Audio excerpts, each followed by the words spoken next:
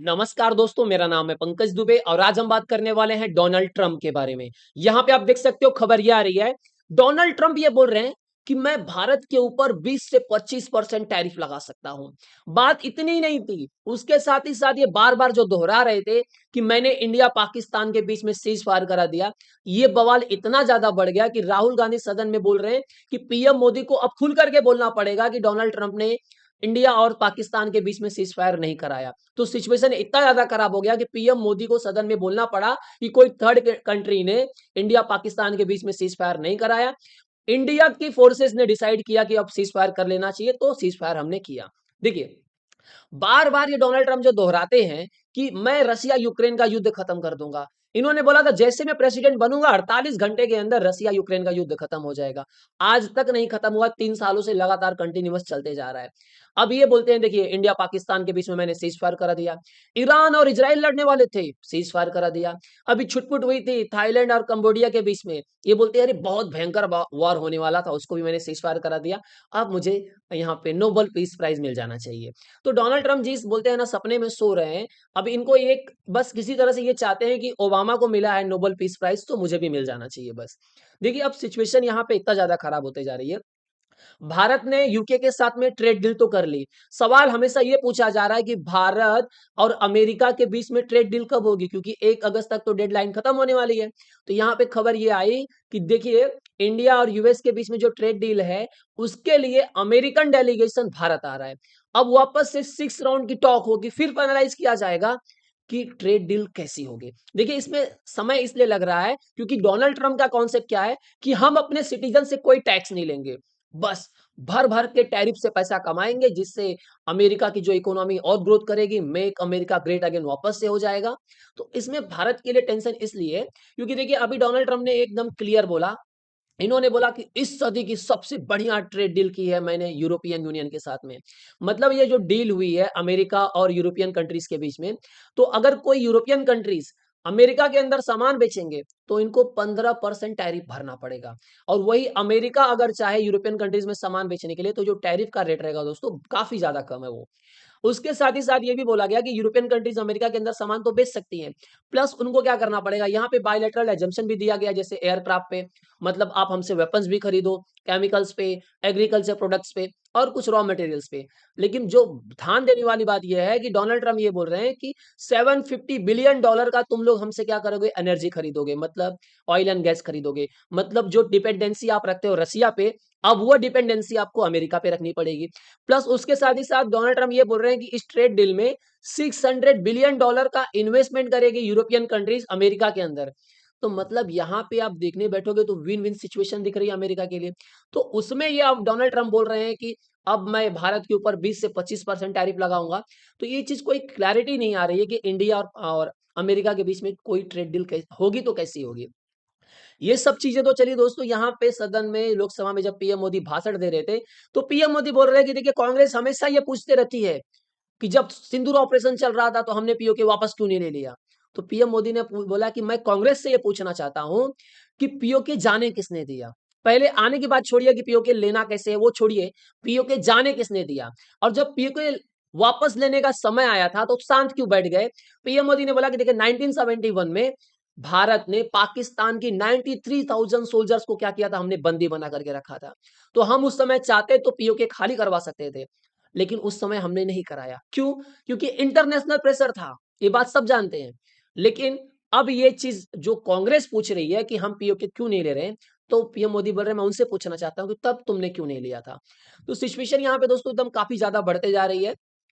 यहाँ पे पीएम मोदी के द्वारा बोला गया कि देखिए जो कांग्रेस है, उसका बस एक ही सवाल रहता है कि भारत के कितने फाइटर जेट्स गिराए गए।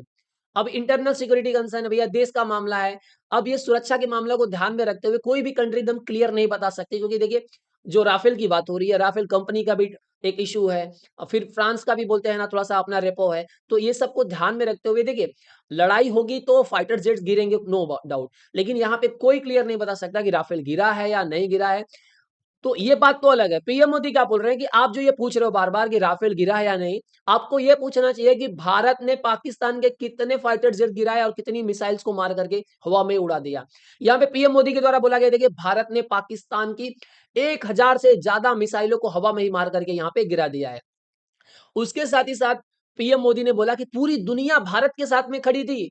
पूरी दुनिया बोल रही थी कि सिंदूर ऑपरेशन को कंटिन्यू करो, धो पाकिस्तान को।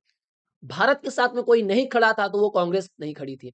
मतलब पूरी दुनिया भारत के साथ में खड़ी थी, लेकिन कांग्रेस अलग खड़ी हुई थी। यहाँ पे बोला गया पीएम मोदी के द्वारा, देखिए पीएम मोदी ने अपनी बात को आगे दोहराया और रिपीट करते हुए बोला कि देखिए अक्साई चीन, सिंधु जल संधि, पीओके, करतारपुर साहिब, एक-एक कर करके पीएम मोदी ने कांग्रेस की गलतियों को यहाँ पे दोहराया है।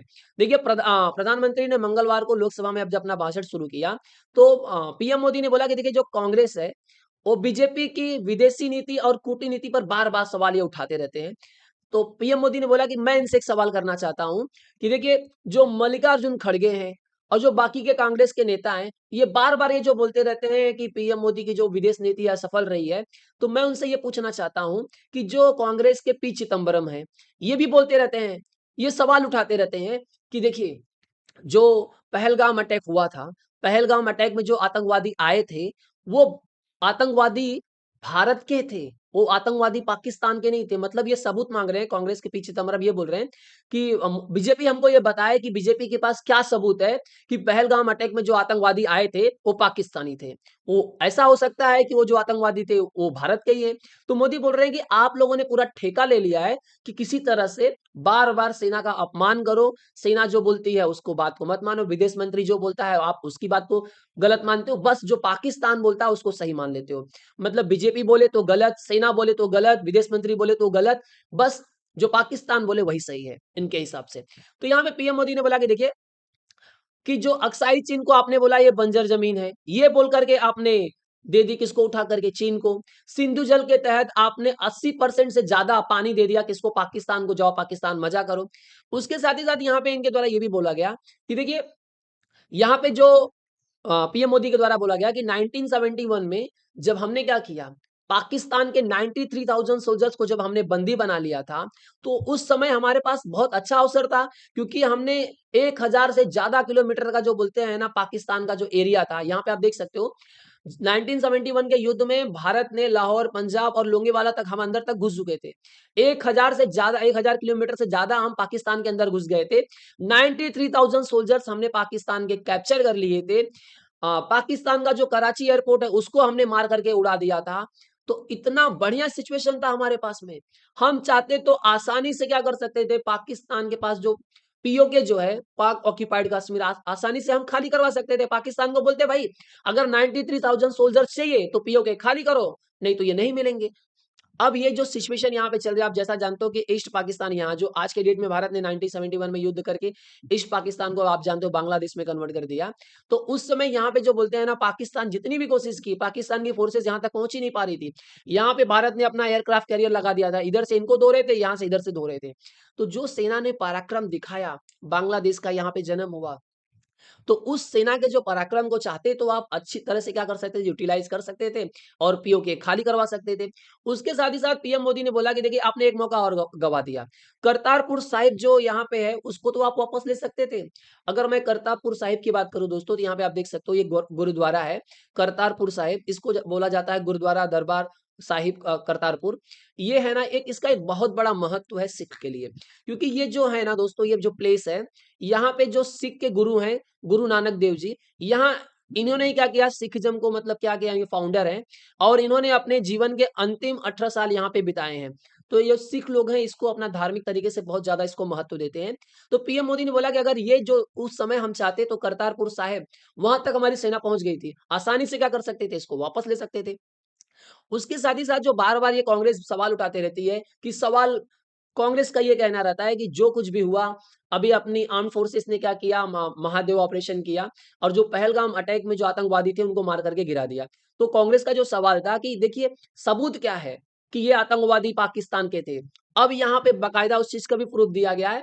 इंडिया के लिए बताया जा रहा है डिप्लोमेटिक विक्ट्री हुई है। जो टीआरएफ जो पहलगाम अटैक के अंदर जो इन्वॉल्व थे उनका मेंशन कर दिया गया है। आप यहाँ पे देख सकते हो पहलगाम अटैक मेंशन किया गया है। Recent monitoring team report under United security council 1267 section committee में। तो यहाँ पे पाकिस्तान की जो टीआरएफ वो खुल करके बोल रही है कि भैया पहलगाम अटैक हमने किया। और भारत के नेता बोल रहे हैं कि सबूत क्या है? तो अब बेसिकली आप समझ सकते हो कि राजनीति में यहाँ पे बस